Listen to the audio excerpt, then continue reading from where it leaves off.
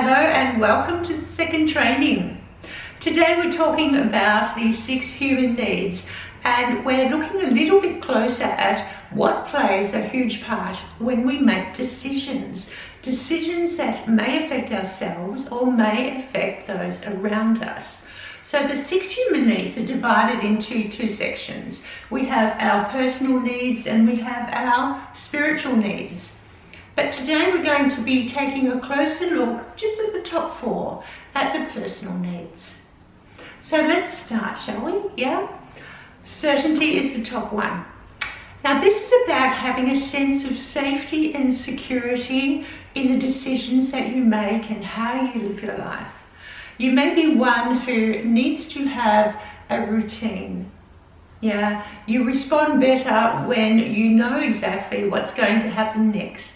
And it may be that you have a routine or you have a plan for the next 3, 6, 9 or even 12 months, and you reverse engineer it. So what I mean by that is that you would set a goal, perhaps it could be a 12-month goal, and you reverse engineer it by working backwards to acknowledge what you need to have completed within 9 months, within 6 months, within 3 months, and every 4 weeks. So you will set up success measures, and they are your things that will tell you that you're on the track to reaching your goal at the end of those 12 months. So that could be you. You could be that person who must be very structured in their day-to-day processes. Or perhaps you like that level of uncertainty in your life.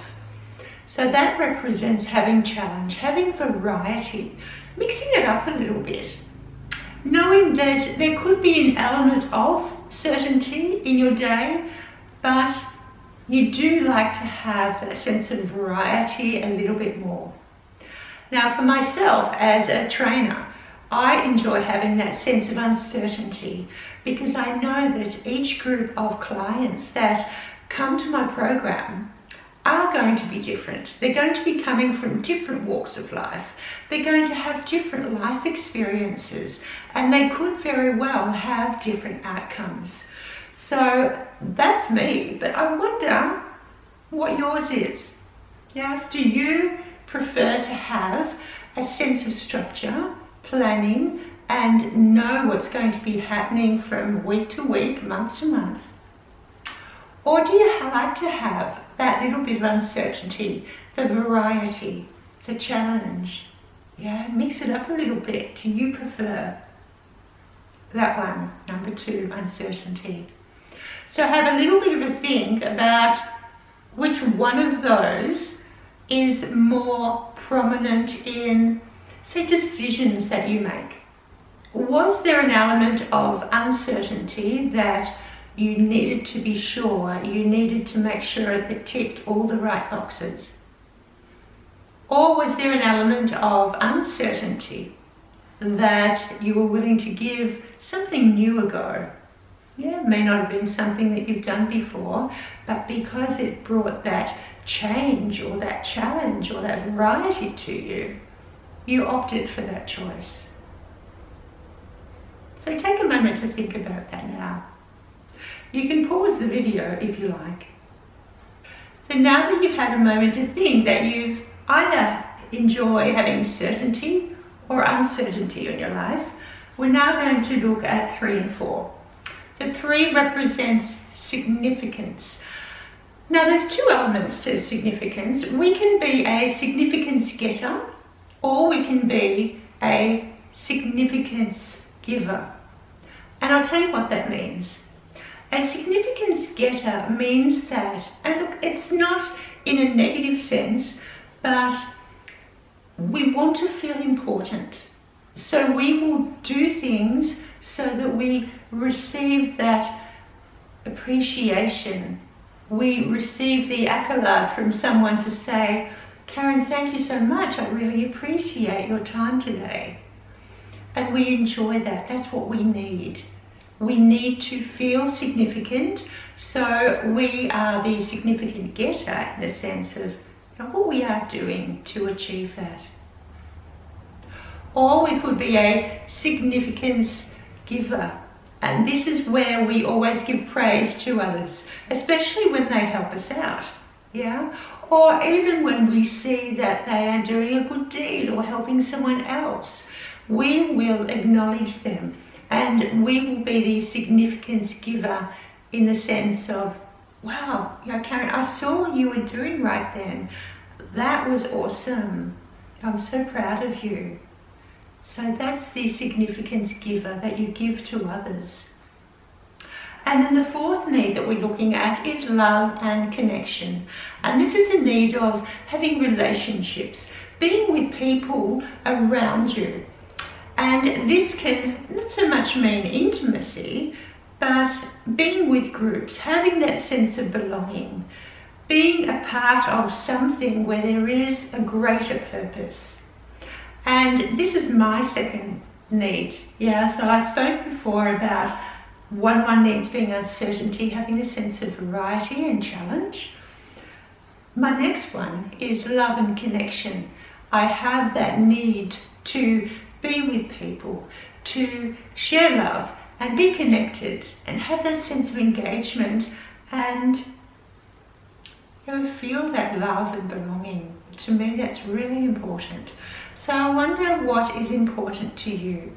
Again, think of a decision that you've had to make recently or perhaps in the last 12 months.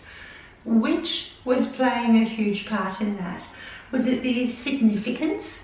Whether you were showing your appreciation or looking forward to having that feedback from other people? Or was it the sense of having that love and connection, being with others and building that relationship, building that rapport? And look, when we meet someone for coffee, so we have a friend that we'll catch up with every so often. And we'll just go down to the local cafe and have a chat and talk about what's going on. That's that sense of love and connection. That's connecting and showing that sense of love and respect for those around us. So once again, I would like you to choose which one plays the most integral part in your life, in your decision making. Is it significance? Or is it love and connection? And once again, you can pause the video if you'd like to take a longer moment to think about that. Good. So we have what you've chosen between 1 and 2 and what you've chosen between 3 and 4. So your answer to both of those, they are your top 2 core needs. These are the 2 needs that play a huge part in your decision making and in your general day-to-day life. And now that you have a complete understanding of what those 4 are, you're able to start to recognize what might be the needs of people around you. And this could be a relationship. So if you have a spouse or a partner, you can start to think about, I wonder what their top 2 core needs are and how I can meet those needs for them. Because being in a relationship or even being in a work relationship, it's important to be able to give to others, to understand what their needs are so that we can meet these needs. And you see this in the role of a leader or a mentor or supervisor. When they are able to tap into what your needs are as an employee, then you can feel so much more valued in the work that you're doing. And imagine being in your intimate relationship, being able to identify the needs of your partner, or even your partner being able to recognize your needs so that they can provide what you need for that relationship to work. So I'll give you an example of something that was not quite working in a work environment that I was in. So I was working in a childcare centre, and for those of you that do work in childcare or are familiar with a childcare centre, generally you would have 2 childcare rooms, and in between that you might have a bathroom or a nappy change area. So I was actually in the middle space. I was restocking the shelves with nappies and wipes for the afternoon nappy changes, and I overheard some staff in the other room talking about me. Now they were having a little bit of a whingy session about things that I had said or things that I had done, and that upset me. Yeah, to hear your colleagues talking about you in a negative context, it really hits home, doesn't it? So I wonder if you've ever experienced that. So I walked away and I went back into the room where I was working with another colleague, and I confided in her and I said, I've just heard the other staff talking about me and not some pleasant things were being said. And I was being really in tune with my feelings, and I said, I can feel myself getting really upset now. And then I took a few deep breaths and I started to think about our top core needs. And of course I thought about me having variety in the work that I do, and then also having love and connection. And that's why I was getting upset, because a core need of mine is to be connected and to have strong relationships in my workspace. And here I was bearing witness to something that didn't meet that need, and so that was upsetting. But then I was able to consider what the needs were of the staff that were having that conversation about me. I took it away from me, because I'll tell you a little secret. When people talk about us in a negative context, it actually has nothing to do with us. It's more about them and the insecurities that they have. So I'm going off tangent here, but if you experience a similar situation, know that you are not the problem. Yeah. They have the insecurities, that they feel the need to talk about those. And perhaps they were living in a space of significance. They needed to feel significant to others by having a little bit of an offload about what they didn't like about you, or perhaps what they didn't like about me. They were actually offloading their insecurities to someone else. So then I started to feel a little bit better, because I realised that it wasn't about me after all. It was about their sense of significance. They needed to get significance from others, that they were doing a good job, so they would downplay what Karen was doing. So it can really serve you to have an understanding about what your top 2 core needs are, and also to understand the 4, so that you're able to recognise the needs of those around you, and being able to reflect on why things happen. Now, I said we weren't going to touch on the bottom 2, but I'll just talk about them for a little bit, shall we? So the spiritual needs, we have contribution and we have growth. Now they work hand in hand, yeah? We've talked previously about living above the line, being resourceful, and we've also talked about being out of our comfort zone, trying something new. And that was in the 4 quadrants of thinking, where we were in the 2nd quadrant and we were blind to our skills, but then someone else was able to see our skills, and so we were blind to that.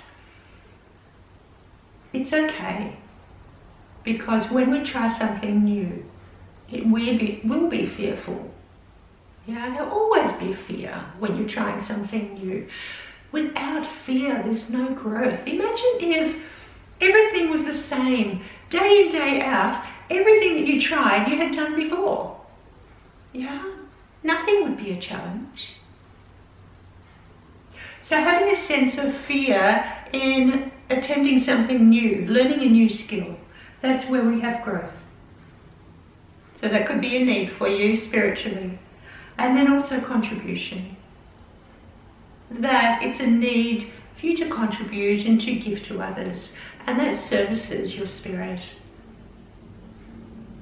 So I hope this has been very useful for you today, and you're able to reflect and post in the group what your top 2 core needs are, because I'd love to see what they are, and perhaps we can talk about that at the next Q&A session. Alright, enjoy the training, and don't forget about video 3 because that's coming up next. Bye for now.